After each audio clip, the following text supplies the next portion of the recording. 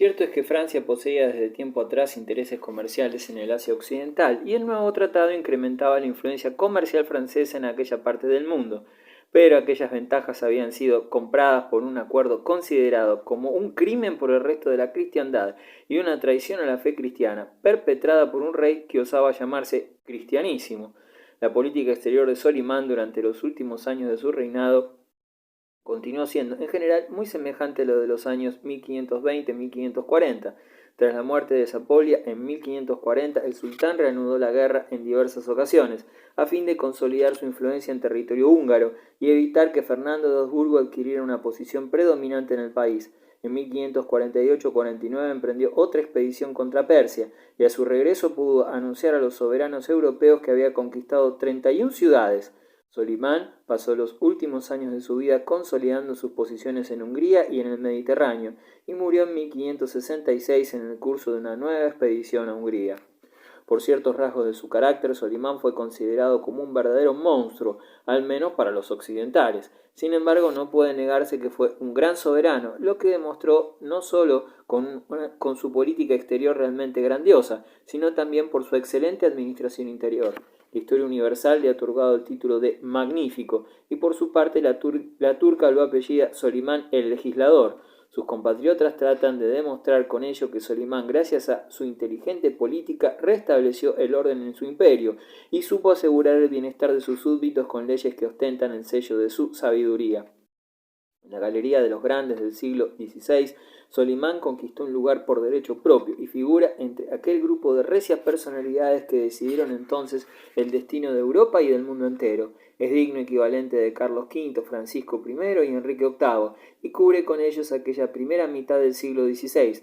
Faltó un papa a su altura. Julio II había muerto en 1513 y precisamente era la Iglesia la que más necesitaba un jefe en aquellos momentos. Los genízaros. El poder del sultán no conocía límite alguno, y sus súbditos le obedecían ciegamente, por ser su soberano el representante de Alá en la tierra y sucesor del profeta. Todos los soldados y funcionarios, desde el gran visir hasta el jardinero de su palacio de Constantinopla, eran sus esclavos personales, descendientes de cristianos capturados en su infancia, que habían sido convertidos al islamismo. De este modo eran reclutados los soldados y funcionarios que participaban en el gobierno del vasto imperio. Despiadados emisarios recorrían cada 4 años las regiones cristianas de la península de los Balcanes, de Hungría y de la costa occidental de Asia Menor, para recoger allí cierto número de jóvenes entre 10 y 20 años. Entre escenas desgarradoras, los jóvenes eran arrancados a sus infelices padres, quienes en la mayoría de los casos no volverían a verlos. Los muchachos recibían luego una educación esmerada, a fin de hacer de ellos excelentes funcionarios. Aprendían a leer y a escribir, a manejar armas y a mandar soldados, y aunque no los obligaban a abrazar el islamismo, se les hacía comprender que sería mucho más conveniente que se convirtieran. En cuanto al cuerpo de funcionarios, estaba exclusivamente reclutado entre familias cristianas de la más humilde condición social, relativamente fáciles de convertir, pues el sultán prefería tener subordinados fieles, agradecidos y serviles. Una corporación tristemente célebre, surgida de aquel reclutamiento forzoso, fue el cuerpo de genízaros, unidades que constituían lo más distinguido del ejército turco y que desempeñaron papel importante como guardia personal del sultán. Los genízaros gozaban de un estatuto especial, estaban sometidos a un entrenamiento físico extremadamente duro y se les obligaba a vivir en la pobreza, si bien, en cambio, gozaban de gran influencia política. El cuerpo de genízaros durante el reinado de Solimán constaba de 12.000 a 14.000 hombres y adquirió gradualmente un carácter de formación político-militar, metamorfosis que lo convirtió en un foco de disturbios peligrosísimos para el orden y las leyes del imperio. Ibrahim, gran visir del sultán, fue sin duda el más perfecto representante de aquellos funcionarios reclutados a la fuerza. Hijo de un pobre aldeano albanés, fue reducido a servidumbre desde muy joven y tuvo la suerte de llamar la atención del sultán. Trabajador infatigable, adquirió pronto amplios conocimientos, estudió historia, geografía, derecho y filosofía y prestó notables servicios al imperio turco por su profundo conocimiento de la política europea. Ibrahim fue nombrado gran visir en 1523, cargo que le proporcionó influencia indiscutible sobre la política exterior de Turquía. Él fue quien inició el camino de la alianza franco-turca. Tú eres quien sostiene el brazo del sultán, le dijo un diplomático polaco, y él respondió: no soy sino el esclavo de mi señor. Cuando Ibrahim llevaba 13 años como gran visir, fue llamado un día al palacio del sultán y pasó allí la noche. A la mañana siguiente sacaban su cadáver. El sultán lo había mandado asesinar, probablemente porque Ibrahim había adquirido demasiado poder. Este era el sistema sobre el que descansaba la grandeza del imperio turco. Las instituciones otomanas. El imperio otomano encontró su organización definitiva durante el siglo XVI. Se ha dicho que los turcos otomanos, desconocedores de toda noción de Estado, no pudieron organizar su imperio más que con personal indígena heredero de las tradiciones bizantinas, pero se olvida la profunda decadencia de esas instituciones y el hecho de que el imperio fue fundado primero por turcos musulmanes llegados de Asia Menor Occidental. Si musulmanes neoconversos provenientes de los Balcanes tomaron un lugar en la administración, no fue sin antes ser educados en la pura tradición otomana. Los otomanos nunca pensaron en destruir estas costumbres indígenas que no contradecían su autoridad y con menos razón las que las reforzaban. No cabía alterar las prácticas administrativas locales, en especial los usos fiscales, sino en la medida en que se hubieran modificado las condiciones económicas y sociales, lo que ocurrió muy lentamente.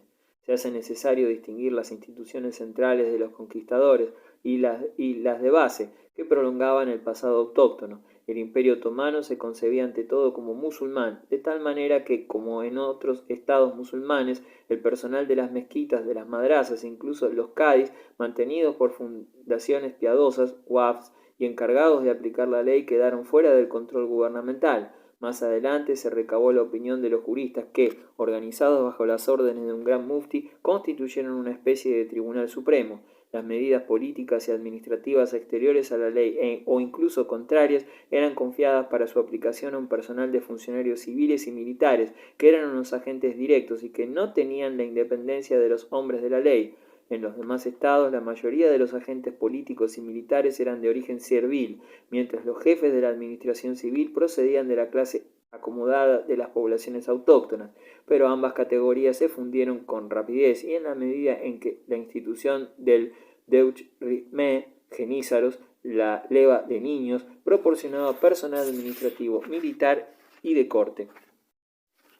La amplitud de las tareas administrativas en los países conquistados obligó a que se diera en el régimen otomano un lugar considerable a la ley civil. Por primera vez fue reconocida esa ley de Estado, los canuns, del griego cánones, de la que dependía toda la administración económica y financiera. El principio inspirador era propio del sistema otomano. Consideraba al imperio como una propiedad del soberano, empresa privada que se ampliaba a las dimensiones de un vasto estado.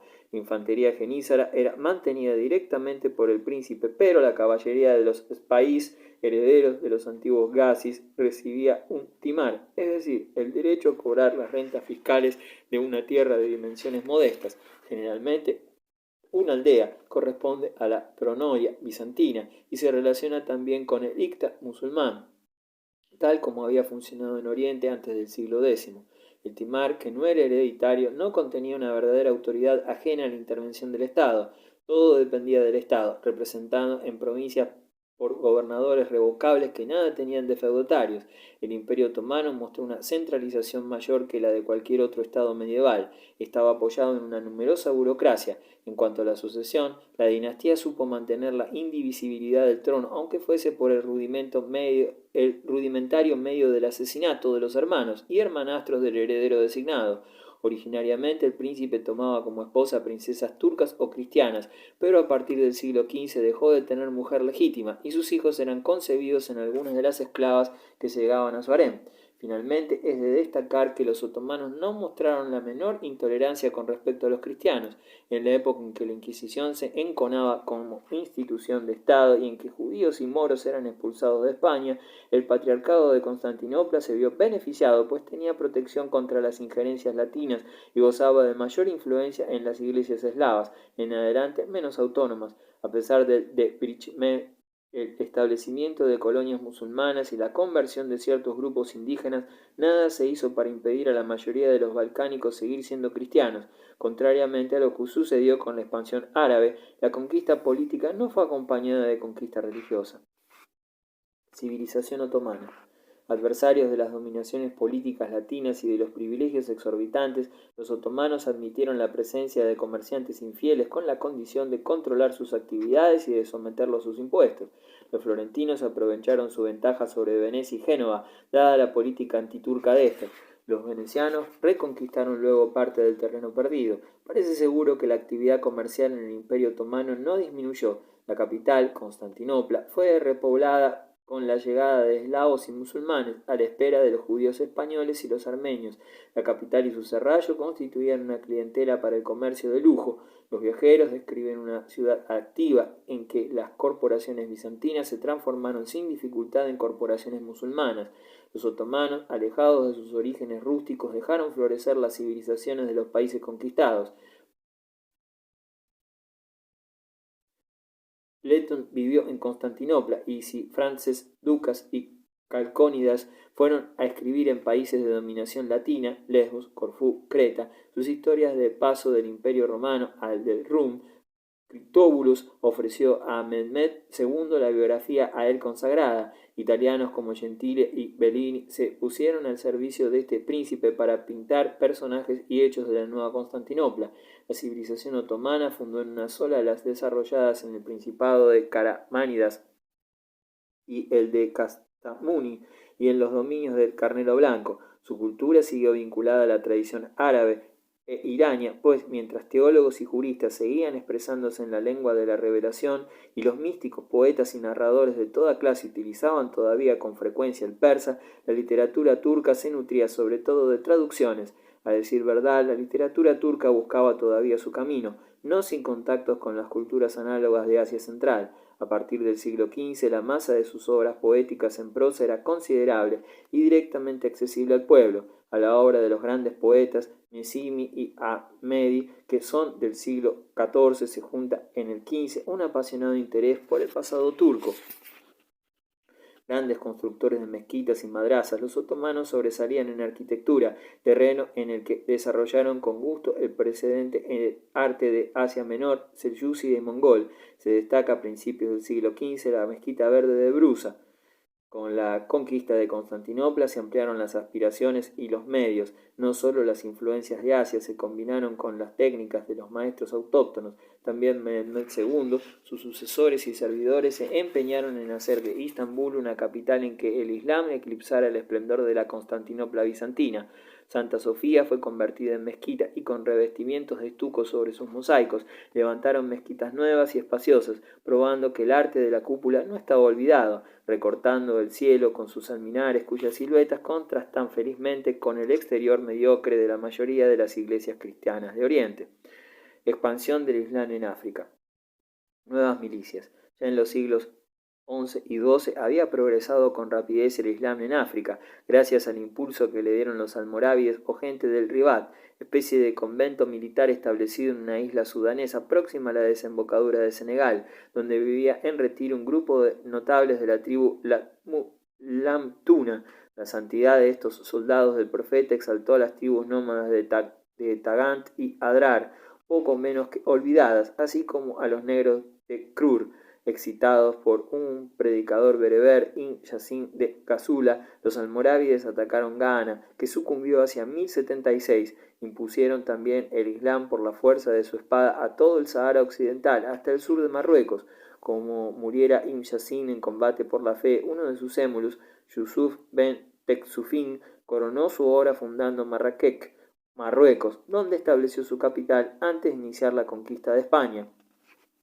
Tanto por el temor que inspiraban como por el influjo que ejercían los almorávides provocaron la islamización de algunos pueblos negros, Tuculeurs, Saracolé, Diula y sobre todo los mandingos. Parece, no obstante, que solo los príncipes y sus allegados se convirtieron en la religión de Mahoma. Las masas permanecieron aferradas a sus cultos ancestrales. Una nueva oleada islámica sucedió a la de los almorávides. En 1147, después de 7 años de combates, el califa Almohade Abd al-Mumin se apoderó de Marruecos y después de una rápida conquista de España puso fin al reino africano Hamadi, aplastó a los babors y a los ilianos que extendían sus correrías hasta Audna y ocupó Ifriqiya, África del Norte, de la que expulsó a sus ocupantes.